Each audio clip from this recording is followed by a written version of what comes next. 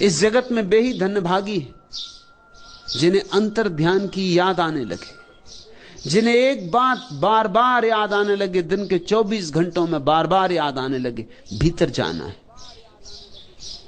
और जो जब मौका मिल जाए तब भीतर सरक जाएं। एक ज़ैन फकीर को निमंत्रित किया था कुछ मित्रों ने भोजन के लिए। 7 मंजिल मकान, जापान की कहानी है। अचानक भूकंप आ गया। जापान में भूकंप बहुत आते भी, भागे लोग, गृहपति भी भागा। 7वीं मंजिल पर कौन रुकेगा जब भूकंप आया हो? सीढ़ियों पे भीड़ हो गई। बहुत मेहमान इकट्ठे थे, कोई 25 मेहमान थे। गृहपति द्वार पर ही अटका है। तभी उसे ख्याल आया कि प्रमुख मेहमान का क्या हुआ, उस ज़ैन फकीर का क्या हुआ। लौट कर देखा, वह फकीर तो अपनी कुर्सी पर पालथी मार के बैठ गया है, आंखें बंद, जैसे बुद्ध की प्रतिमा हो, संगमरमर की प्रतिमा हो, ऐसा शांत, ऐसा निश्चल। उसका रूप, उसकी शांति, उसका आनंद सम्मोहित कर लिया गृहपति को। खिंचा चलाया जैसे कोई चुंबक से खिंचा चला आता है। बैठ गया फकीर के पास। भूकंप आया और गया। फकीर ने आंख खोली। जहां से बात टूट गई थी भूकंप के कारण, वहीं से उसने बात शुरू कर दी। गृहपति ने कहा, मुझे अब कुछ भी याद नहीं कि हम क्या बात कर रहे थे। ये बीच में इतना बड़ा भूकंप हो गया है, सारे नगर में हाहाकार है, इतना शोरगुल मचा है, इतना बड़ा धक्का लगा है,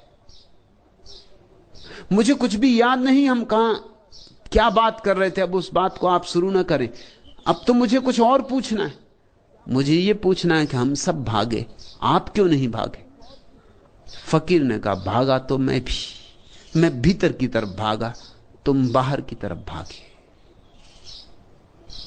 जहां जिसकी मंजिल है, जहां जो सोचता है सुरक्षा है, उस तरफ भागा। और मैं तुमसे कहता हूं, तुम्हारा भागना व्यर्थ, क्योंकि भूकंप यहां भी है, भूकंप 6वीं मंजिल पर भी है, भूकंप 5वीं मंजिल पे भी है, भूकंप 4थी मंजिल पे भी है, भूकंप सब मंजिलों पर है। भाग कहां रहे हो?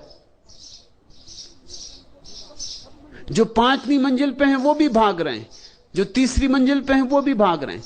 भूकंप सड़कों पे भी है, जो सड़कों पे हैं वो भी घरों की तरफ भाग रहे हैं। हर एक भाग रहा है, लेकिन तुम भूकंप से भूकंप में ही भाग रहे हो। मैं भी भागा, मैं भीतर की तरफ भागा। और मैं एक ऐसी जगह जानता हूं अपने भीतर, एक ऐसा स्थान जहां कोई भूकंप कभी नहीं पहुंच सकता, जहां कोई कंप ही नहीं पहुंचता। भूकंप की बात छोड़ दो, जहां बाहर का कोई प्रभाव कभी नहीं पहुंचता। मैं उस अछूते कुंवारे लोक की तरफ भागा। मैं भी भागा, ये ना कहूंगा कि नहीं भागा। तुम्हारी समझ में ना आया हो, क्योंकि तुम एक ही तरह के भागने को पहचानते हो। मैं हाथ पैर से नहीं भागा, मैंने शरीर का उपयोग नहीं किया, क्योंकि इसका उपयोग तो बाहर की तरफ भागना हो तब करना होता है। शरीर तो मैंने शिथिल छोड़ दिया, विश्राम में छोड़ दिया और सरक गया अपने भीतर। वहां बड़ी सुरक्षा है, क्योंकि वहां अमृत है, वहां कोई मृत्यु नहीं। चिंता थी मुझे तो सिर्फ एक, कि कहीं ऐसा ना हो कि भीतर पहुंचने के पहले मर जाऊं। बस जब भीतर पहुंच गया फिर निश्चिंत हो गया। अब कैसी मौत, अब किसकी मौत? बस चिंता थी तो एक, कि ध्यान में मरूं। भूकंप आ गया, मौत तो कभी ना कभी आनी ही है, आती ही है। एक ही ख्याल था कि ध्यान में मरूं,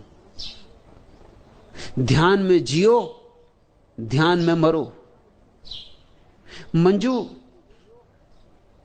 याद आने लगी है, इस याद को गहराओ, सींचो, संभालो। अनजाने चुपचाप अध खुले वातायन से आती हुई जुन्हाई साही, तेरी छवि का सुधि सम्मोहन आज बिखर कर सिमट चला है मेरे मन में। छलक उठा है उर का गागर किसी एक अज्ञात ज्वार से, किन सपनों के मदिर भार से, किन किरणों के परस प्यार से। पल भर में यूं आज अचानक यह किस रूप परी विरहन के उर की पीड़ा, मेरे जी में भी चुपके से तिर आई है यूं अनजाने। गूंज उठा है अंतर जीवन किस फेनिल अरुणाभ राग से, किन फूलों के मधुपराग से पुलकित हो आया है आकुल मधु समीर। जी के इस कानन में भी फूली है सरसों, इस वन का भी कोना कोना है भर उठा अकथ छलकन से, प्राणों के कनकन से। एक वातायन खुल रहा है, एक पर्दा सरक रहा है। सहयोग करो, साथ दो। जल्दी ही बहुत कुछ होने को है। किसने मेरे ख्याल में दीपक जला दिया, ठहरे हुए तालाब का पानी हिला दिया। तन्हाइयों के बजरे किनारे पर लग गए, ऐसा यकीन हमको किसी ने दिला दिया। यह क्या मजाक है कि बहारों के नाम से पूरा चमन मिठा के नया गुल खिला दिया। मुद्दत गुजर गई थी हमें यूं ही चुप हुए, कल से बहक उठे हैं हमें क्या पिला दिया। मंजू पियो, यह तो मधुशाला है। मैं तुम्हें कोई सिद्धांत नहीं सिखा रहा हूं, शुद्ध शराब पिला रहा हूं, अंगूरों से निचोड़ी हुई नहीं, आत्मा से निचोड़ी हुई। पियो, जी भर के पियो, नाचो, गाओ, गुनगुनाओ,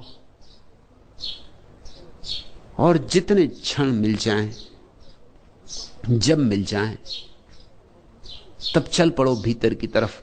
भूकंपों की प्रतीक्षा मत करो, क्योंकि भूकंपों में भीतर वही पहुंच पाएगा जो भीतर जाता ही रहा है, जाता ही रहा है, जो रोज आता जाता रहा है। वह ज़ैन फकीर अपने भीतर पहुंच सका क्योंकि रास्ता परिचित था, बहुत बार आया गया था। यह मत सोचना कि मौत जब आएगी तब अचानक ध्यान कर लेंगे, यह नहीं होगा। मौत अचानक आएगी। जीवन भर धन की चिंता की थी, मरते वक्त की धन की ही चिंता तुम्हारे सिर पर सवार रहेगी।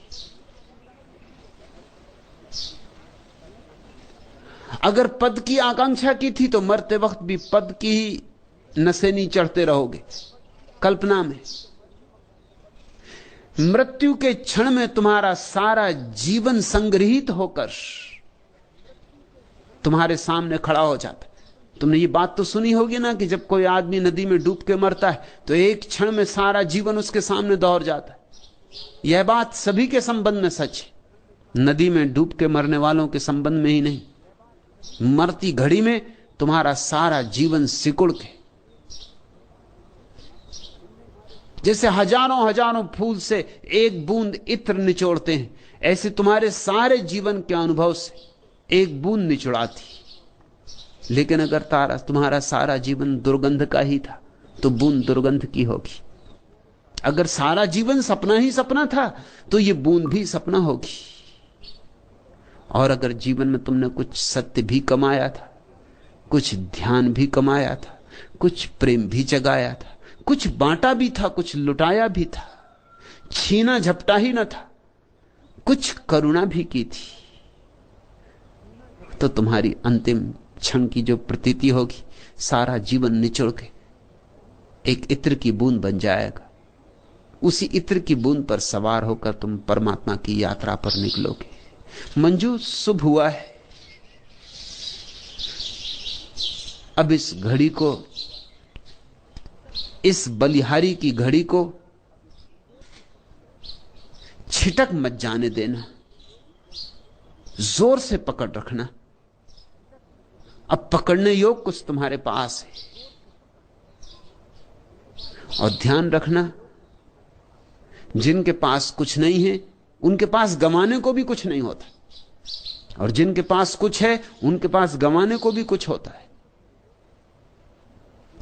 नंगा नहाए तो निचोड़े क्या।